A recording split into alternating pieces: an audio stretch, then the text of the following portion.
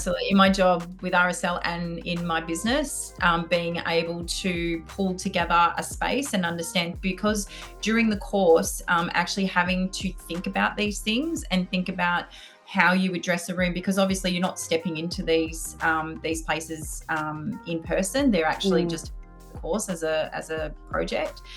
So actually being able to look at a space and say, what would I do? How would I do it? It's really helped me in day-to-day life now, step into a space and see what I can do and what I can achieve. Things like lighting is super important as well. All of that, I learned all of that through ISCD. Yeah, fantastic. And with the course itself, Gabby, are these real briefs that are included in the course? So actual briefs that are working with? From the beginning, like in subject 1, colour and design, we're using an actual property. It's in a suburb.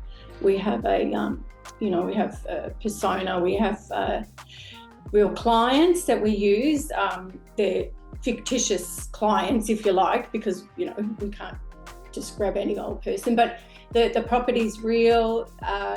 The parameters of the scope of works and the design brief is all based on a real life scenario, because we want you to start from the very get-go, asking client questionnaires, developing and designing things, and working on scenarios that with vocational education, it's about job readiness. So we want you to be, that's our job, to get the students job ready.